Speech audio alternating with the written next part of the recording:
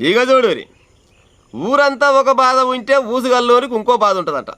ఎందుకు చెప్తున్నా ఊసుగల్లోని ముచ్చటంటే ఈ తెలంగాణ రాష్ట్ర వ్యాప్తంగా ఇవాళ బీసీలు మొత్తం బంద్ ప్రకటించారు. ఆ బీసీలకు అన్ని రకాల పార్టీల మద్దతు తెలిపారు, అన్ని కులాల వాళ్ళు మద్దతు తెలిపారు, ఏకంగా పటేళ్ళు కూడా మద్దతు తెలిపారు ఇవాళ. కానీ ఈ హైదరాబాదు ఎల్బీ నగర్లో అన్నట్టు ఒక మోతవారు అంటే నేను మద్దతు తెలిపను, షాప్ బంద్ చేయని అంటున్నట్ట. నమ్మశక్యం లేదు కదా అన్న. ఒకసారి వీడియో పెట్టే ప్రయత్నం చేసి చూస్తారు జనాలు.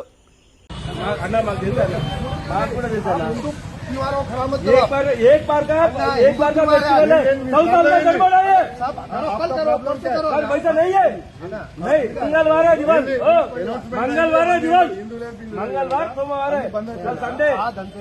अरे मालूम है पेड़ का गड़बड़ है, ये संतुल क्या है आपके साथ में रहेंगे बात नहीं है।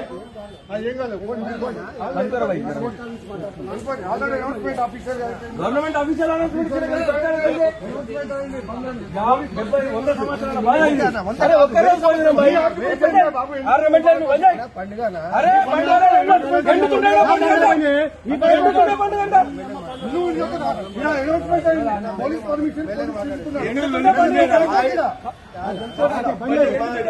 చూసిరుగా. ఇంకా చూడరి మరి గిసొంటోళ్ళని ఏమనాలో చెప్పురి. ఆయన మారవాడి మోతవారి. అరే భయ్ షాప్ బంద్ చేయాలా, అందరు బంద్ చేసిరు, అందరితో పాటు నువ్వు కూడా బంద్ చేయరని ఆయన. ఇవాళ కాదు మా ఆకలి బాధ పాడైపోను, 100 ఏళ్ల నుంచి బీసీలకు అన్యాయం జరుగుతుంది మమ్మ కానీ నిరసన కోసం అందరు కలిసి షాపులు బంద్ చేస్తూ నువ్వు బంద్ చేయరా మజగాని అంటే హమ్ నై బంద్ కర్తాయి అంటుండు. కైకురే అయితే బోత్ సమానే అందరు అంటుండు. మరి సమానం నీ ఒక్కని షాపులనే ఉన్న ఆదరా వాయా, నీ ఒక్కని షాపులనే ఉందా సమాను? హైదరాబాద్ ఇంకో షాపులు ఏమి లేవా? మరి సమానం ఉంటుంది. మరి ఓడు కొనాలే? మళ్ళీ ఈ బీసీలే కదా కొనేది, మళ్ళీ ఈ బీసీలే కదా కొనేది.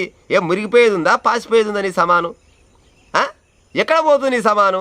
గిట్ట అంటే గిట్ట గట్టిగా మాట్లాడేసరికల్లా కొంతమందికి నచ్చదు. ఇసోటి ఈరం తప్పిన వాళ్ళని కూడా వెనకేసుకొస్తాందుకు ఇంకో ఈరం తప్పిన వాళ్ళు తలిగిరి పాడైపోయింది తెలంగాణలో. గట్టిగా మాట్లాడితే ఏహే మీరు అర్బన్ నక్సలైట్ అంటారు. గిట్ట గట్టిగా మాట్లాడిన అర్బన్ నక్సలైట్ అనొచ్చా ప్రజలారా? ఏమక్కరేకయ్యా మీరు తెలంగాణ రాష్ట్రానికి అవసరమా చెప్పురి. తెలంగాణ రాష్ట్రంలో ఉన్న బీసీలు మొత్తం అరిగోస పడుతుంటే గాలకు మద్దతుగా 1 గంట 2 గంటలు షాప్ బంద్ చేయరా మయ్యగానంటే నేను బంద్ చేయనంటే నువ్వు ఏమెక్కరకున్నావురా వాయ్యా మరవడాయన? ఏమెక్కరకున్నావు చెప్పు తెలంగాణలో?